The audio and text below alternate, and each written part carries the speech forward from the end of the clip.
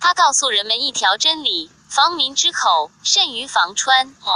用今天的话说，如果统治者滥施暴政，且又堵塞言路，终将自食其果。全篇文字简洁，叙述有条有理，逻辑性强，很有说服力。原文：厉王曰：一、国人谤王；二、少公告曰：三、民不堪命矣；四、王怒，得未污；五、使奸谤者，以告，则杀之。国人莫敢言，道路以目。王喜告少公曰：吾能米谤矣。六、乃不敢言。少公曰：是仗之也。七、防民之口，甚于防川。川拥而溃，伤人必多，民亦如之。是故为川者决之始导。八、为民者宣之始言。九、故天子听政。十、使公卿至于烈士献诗。11、古献曲。12、使献书。13、诗箴。14、叟赋。15、蒙颂。16、百工谏。17、庶人传语。18、近臣进归，亲戚补察。19、古使教诲，其爱修之。20、而后王斟酌焉，是以施行而不备。21、民之有口，有土之有山川也，才用于是乎出，由其原习之有眼渥也。22、衣食于是乎生，口之宣言也，善败于是乎心。23、行善而被败，其所以复才用衣食者也。24、夫民虑之于心而宣之于口。25、诚而行之，胡可庸也？若庸其口，其语能几何？26、双引号，王不听，于是国人莫敢出言。27、3年28，乃流亡于治。29、选自上海古籍出版社标点本，国语。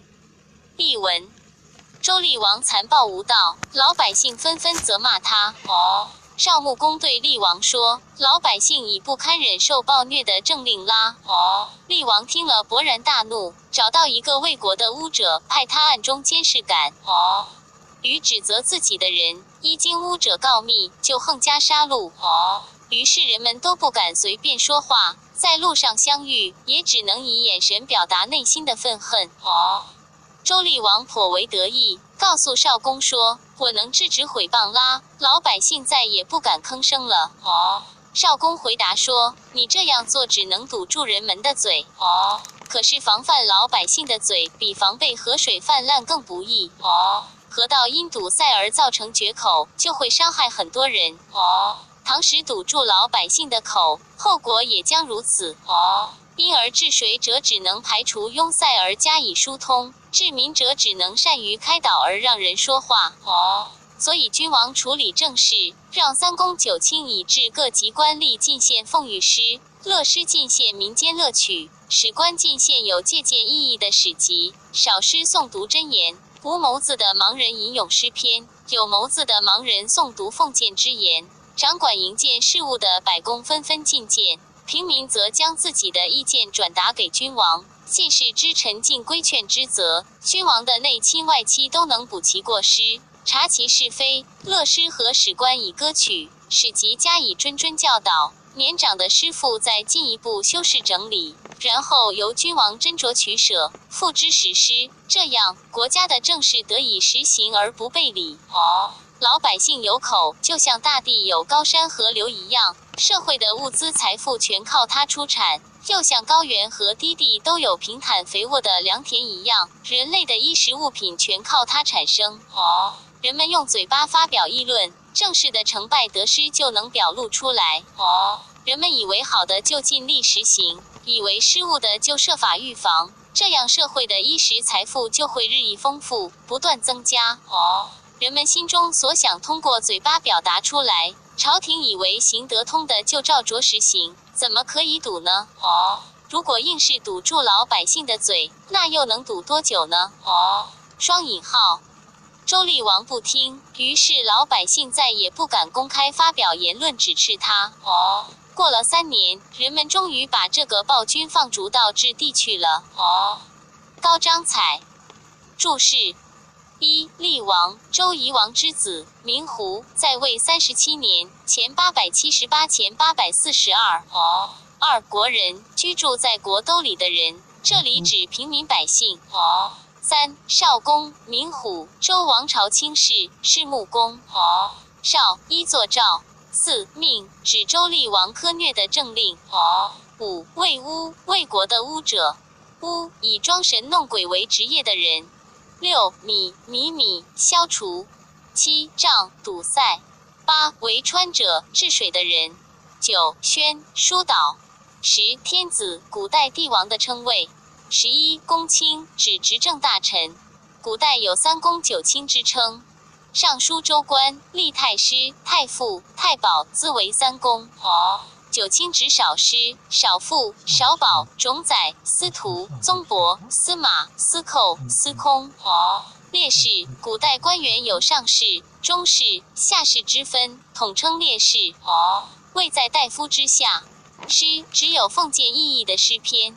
12、古，盲人。因古代乐官多由盲人担任，故也称乐官为古。13、史官。书，指史籍。14、诗，少师，乐官。真，一种具有归界性的文词。15、所，没有眼珠的盲人。赋，有节奏地诵读。16、门蒙，有眼珠的盲人。走蒙君指乐师。17、百工，周朝职官名，指掌管营建制造事务的官员。18、庶人，平民。19、亲戚，指君王的内外亲属。20、齐，砍齐，爱，年60教齐，年50教爱。这里指年长的师傅。修，整理修饰。21、背，违背道理。22、原席，西席，平原和低湿之地。眼沃，指平坦肥沃的良田。左传襄公25年，景眼沃。书，眼沃并是平美之地。眼是高平而美者，沃是低平而美者，二者并是良田。23、兴起，表露之意。24、富，丰盛。25、富福，发语词，无益。26、语助词，无益。亦说为胁从之意，据为老百姓跟从你的能有多少？必通。27、国人，国，下元无，人，字，据别本补。28、3年，周厉王于西元前842年被国人放逐到治，据此少公见厉王是当在西元前845年。29、流，放逐。治，此治，地名，在今山西或县东北。赵宣子论比与党。国语。题解：这篇文章记叙了晋国政治家赵宣子举荐韩献子为晋司马的故事。举贤荐能的事迹本来代不乏人，且多被传为佳话。然而像赵宣子那样，不仅认识到举荐贤能对于国家的重要性，而且认为举荐无能之辈就是最大的结党营私，这是十分卓越的见解。但赵宣子为了考验韩献子，故意指使马车夫用车骑冲撞行军的队伍，致使一个无辜者丧失了生命。这种不以人命为重的做法，反映了当时人的价值的违建。原文：赵宣子言韩献子于灵公。1、以为司马。2、何取之意。3、赵孟使人以其乘车干行。4、献子直而录之。众贤曰：5、韩绝必不美矣。6、其主朝生之，而目录其车。7、其谁安之？宣子召而礼之。8、曰：吾闻是君者，比而不党。夫周以举义。9、比也，举以其私，党也。夫君是夫犯，犯而不饮。10、义也。无言女于君。11、惧女不能也。举而不能。12、党孰大焉？是君而党，吾何以从政？吾故以是官女。13、女免之，苟从事行也。14、临常晋国者。15、非女其谁？皆告诸大夫曰：16、二三子可以贺我矣。17、吾举决也而终。18、吾乃今之免于罪矣。选自上海古籍出版社标点本，国语。译文：赵宣子向晋灵公进言推荐韩献子，让他担任司马。秦晋河曲之战时，赵宣子故意指使车夫以其车骑冲犯行军的队伍。韩献子将车夫逮捕并予处死。大家全都说，韩觉得官一定做不长久了。那车夫的主人刚刚提升了他，而他马上将其车夫处死，有谁还能让他稳坐在这高位上呢？双引号。赵宣子却召见他并给予礼遇，说道：“我听讲侍奉君王的人应做到比而不党。对朝廷忠诚守信以举荐恪守大义的人，叫做比；利用举荐以谋私，叫做党。军事行动是不准冒犯的，触犯了则不徇私隐瞒，就叫做义。我将你推荐给国君，却担心你难以胜任。如果举荐了无能之辈，实在没有比这更大的结党营私了。侍奉君王的臣子却结党营私，那我今后还怎么执政呢？所以我以这件事来观察你，希望你能勉力而行。倘若能照着这样干下去，将来掌管晋国大政的除了你还有谁呢？赵宣子一一告诉众大夫说：“诸位可以祝贺我了。我推举韩厥完全合适。如今我已知道将不会获罪于朝廷了。”双引号。高章彩。注释：一、赵宣子，春秋晋国人，名盾，又称宣孟，为晋正卿，族氏宣子。言，晋言推荐。韩献子，名爵。晋悼公时，韩厥为政，曾就宋伐郑，复霸诸侯。族氏献子。灵公，晋襄公之子，名夷高，为人奢侈暴虐，后被赵盾之弟赵川杀于桃园，在位14年，前620前606。二、司马，官名，掌管军事。三、河曲，晋地，故址在今山西永济县西蒲州。鲁文公12年，前615，即晋灵公6年，秦晋战于河曲。四、赵孟，即赵宣子。干，触犯，行，指行军的行列。五、贤，都。六、不媒，不能终其位的意思。七、车，指车仆。朝，暮，这礼遇迅速。八、礼之，以礼相待。九、周，忠信。十、不隐，不徇私包庇。11、女，童，汝，你。12、不能，无能。13、是，指，使人以其乘车干行，这件事。14、苟，如果。15、临长，汉长，主管，统领。16、大夫，职官名，古代官员有卿、大夫、士之分。17、二三子，犹言诸位。18、中，合适。伍子使札来聘。公羊传。作者小传，本篇节选自《春秋公羊传》。公羊传的始作者是战国时齐人公羊高，他受学于孔子弟子子夏，后来成为传《春秋》的3大家之一。公羊春秋作为家学，世代相传至玄孙公羊寿。汉景帝时，公羊寿与齐人胡母子都合作，方才将《春秋公羊传》定稿轸于竹帛。所以，《公羊传》的作者班固，《汉书艺文志》笼统地称之为公羊子，言师古说是公羊高，《四库全书总目》则属作汉公羊寿，说法不一。但比较起来，把定稿人题为作者更合理一些。今本《公羊传》的题材特点是经传合并，传文逐句传述。春秋经文的大意与左传以记载史实为主不同。写作方法多以设问自答展开传述。如本篇伍子使札来聘，即是春秋襄公29年经文中的一句，以下部分都是公羊传对这句话的微言大义所做的传述和解释。题解：鲁襄公29年，西元前544，吴国派公子札访问鲁国，左传对经过情形有详细记载。当时的吴王于季是公子札的二哥。吴国在公子札的父亲受孟就位时，西元前585年就已称王。但中原诸国还是视吴国为蛮夷之邦，春秋既是称之为伍子子的爵位在公。侯伯之下，所以实际上是贬称。而公羊传出于诸夏的民族偏见和地域偏见，甚至否认吴国有君有大夫。对春秋既是用于理解为抬高了吴国的地位。本文就是公羊传解释春秋为什么用伍子肯定吴国有君，用聘肯定吴国有大夫的。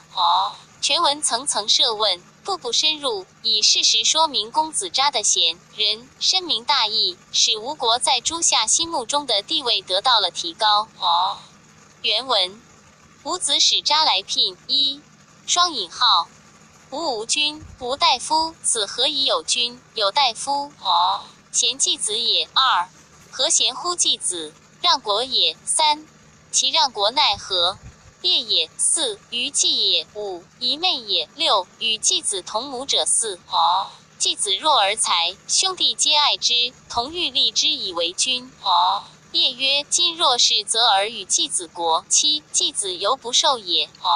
请吾与子而与弟兄迭为君，而治国乎继子？皆曰诺。故诸为君者皆轻死为勇，饮食必注。曰：天狗有吴国，上诉有毁于羽身。故业也死。于继也立。于继也死。姨妹也立。姨妹也死。则国宜之继子者也。继子始而亡焉。辽者常数也。及之。继之始而反，至而君之耳。何卢曰：先君之所以不与子国，而与弟者，凡为继子故也。将从先君之命与，则国宜之继子者也；如不从先君之命与，则我宜立者也。辽恶得为君乎？于是使专诸赐辽。而治国乎继子。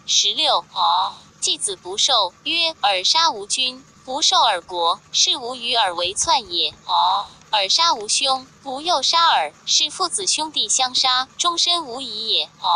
去之言陵。终身不入吴国。故君子以其不受为义，以其不杀为仁。贤继子，则吾何以有君有大夫？以继子为臣，则以有君者也。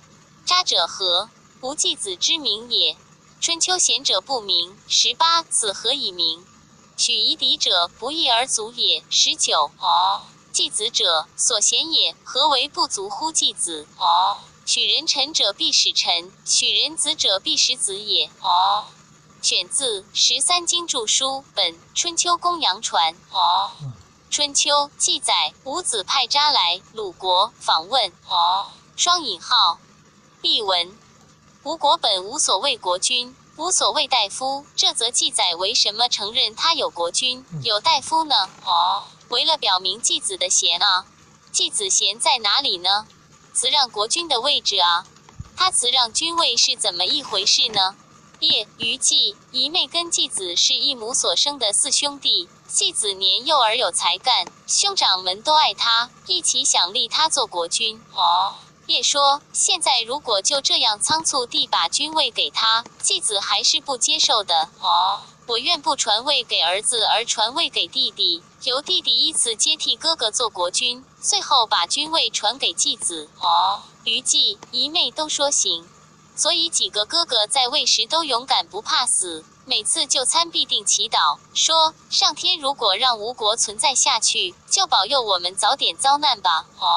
所以叶死了，于继做国君；于继死了，姨妹做国君；姨妹死了，国君的位置应当属于继子了。继子出使在外，辽氏受孟的庶长子就即位了。继子出访回国，一到就把辽当做国君。阖闾说，先君所以不传位给儿子，而传位给弟弟，都是为了继子的缘故。要是遵照先君的遗嘱呢，那么国君应该继子来做；要是不照先君的遗嘱呢，那么我该是国君。辽怎么能做国君呢？于是派专诸刺杀辽，而把国家交给继子。继子不接受，说：你杀了我的国君，我受了你给予的君位，这样我变成跟你一起篡位了。你杀了我哥哥，我又杀你，这样父子兄弟相残杀，一辈子没完没了了。就离开国都到了延陵，终身不入吴国宫廷。所以君子以他的不受君位为义，以他的反对互相残杀为仁，称许继子的贤德。那么吴国为什么有国君、有大夫呢？既承认继子是臣，就应该有君啊。渣是什么呢？无继子的名啊。春秋对贤者不直称其名，这则记载为什么称名呢？认可夷狄，不能只凭一事一物就认为够条件了。继子是被认为贤的，为什么继子还不够条件呢？认可做人臣子的，一定要使他像个臣子；认可做人儿子的，一定要使他像个儿子。言外之意是，继子是夷狄之邦的臣子，是夷狄之王的儿子，就要在用于遣词上显示出这一点来。这就是所谓春秋笔法。又括号王维题注释一聘，古代诸侯国之间派使者相问的一种礼节。使者代表国君，他的身份应是卿；小聘则派大夫。二贤用作以动词。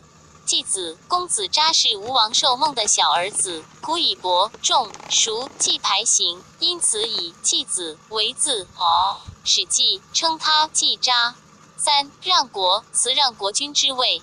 据《史记·吴世家》记载，寿梦生前就想立季渣，季渣立辞，才立长子朱凡即业。寿梦死后，朱凡又让位季渣，季渣弃其事而更，乃止。四业寿梦长子遗作鄂，号朱凡。春秋经写作卜子鄂，左传史记称朱凡。五虞姬寿梦四子，左传记其名一作代吴，马王堆3号墓出土帛书，春秋释语作虞蔡。六夷妹寿梦三子，左传作夷墨，史记作虞妹。七则又读祖作仓促。八上又注毁救灾祸，这里指亡故。九业也死，业在位13年，鲁襄公25年，西元前548，在伐楚战争中，中冷箭死于朝，今安徽巢县。十虞姬也死，虞姬在位4年，史记误作17年，鲁襄公29年，西元前544，在视察战船时被看守战船的越国俘虏行刺身亡。11夷妹也死，夷妹在位17年，史记误作4年，鲁昭公15年，西元前527卒。12始而亡，出使在外。史记吴世家所记与此不同，亡于妹族，季渣让逃去。认为季渣是为让位而逃走的。13辽公杨传，这里说他是常树即吴王寿梦妾所生的长子，季渣的异母兄。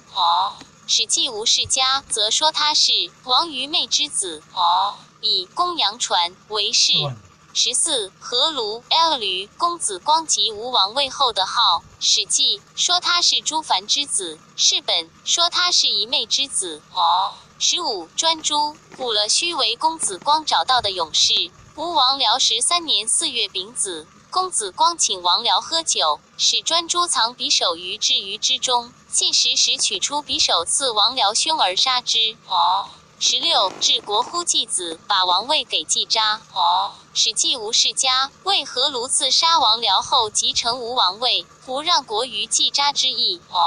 17延陵春秋吴邑，今江苏常州。季渣时异于此，所以又号延陵季子。18不名，不直称名。古人生3月取名，年20行冠礼，另取字。对人表示尊敬，就称其字而不称名。19不义而足，不因为一事一物就认为够条件了。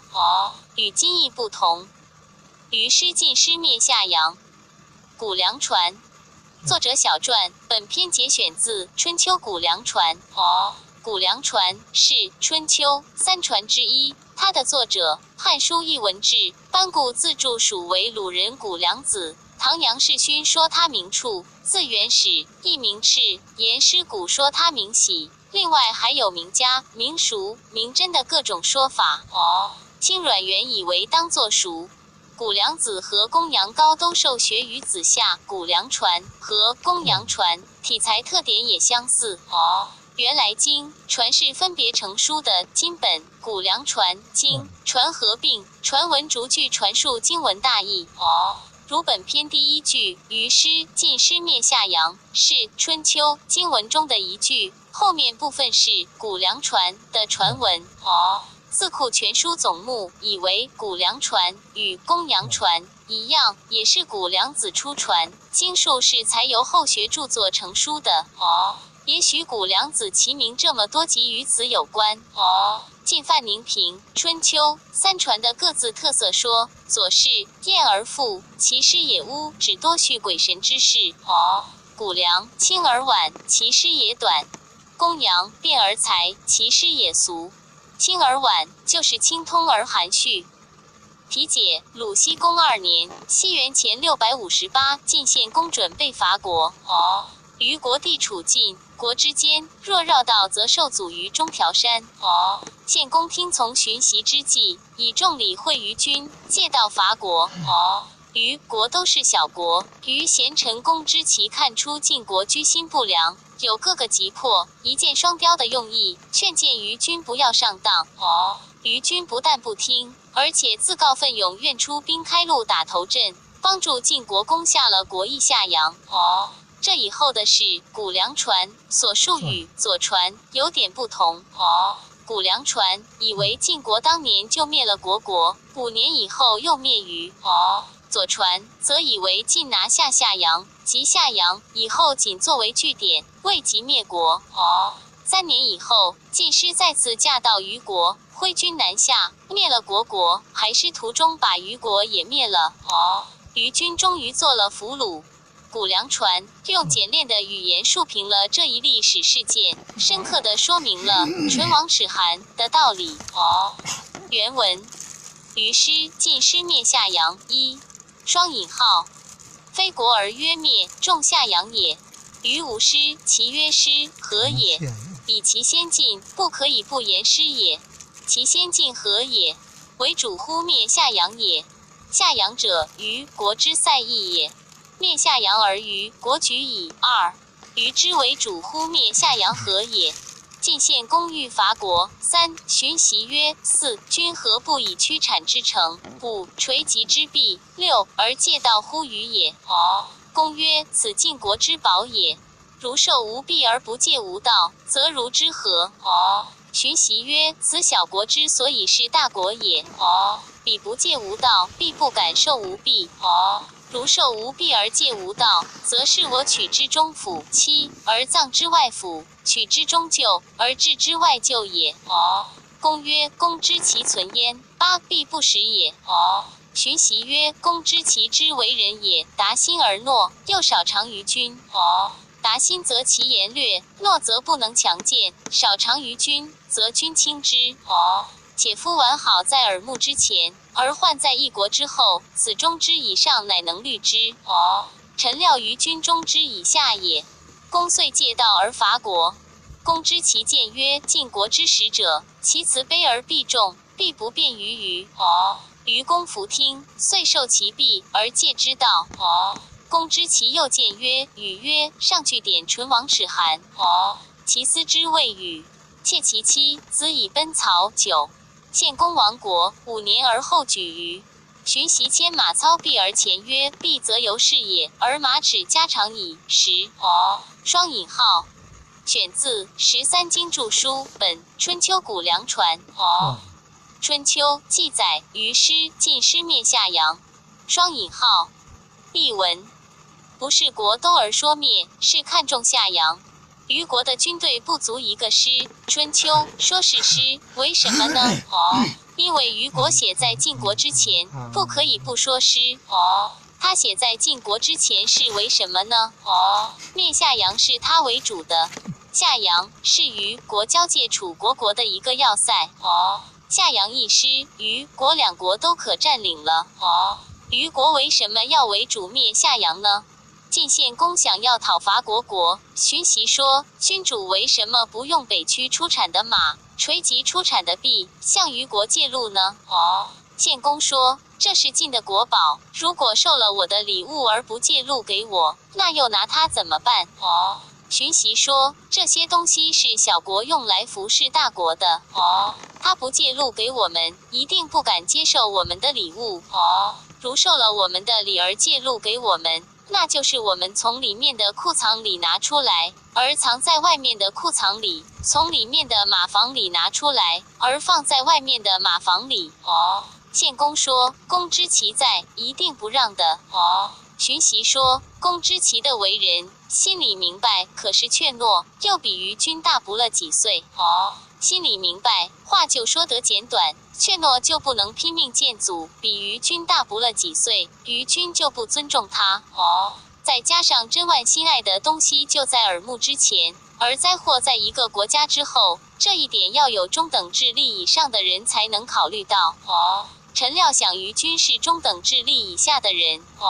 献公就借路征伐国。公知其劝谏说，晋国的使者言辞谦卑而礼物隆重，一定对虞国没有好处。虞公不听，就接受了晋国的礼物而借路给晋国。公知其又见道，俗语说，上句点唇亡齿寒。岂不就说的这件事吗？他带领自己的老婆孩子投奔到曹国去了。晋献公灭了国，5年以后占领了虞国。荀息牵着马捧着璧，走上前来说，璧还是这样，而马的牙齿增加了。双引号，王为题。注释：1. 虞，周文王时就已建立的姬姓小国，在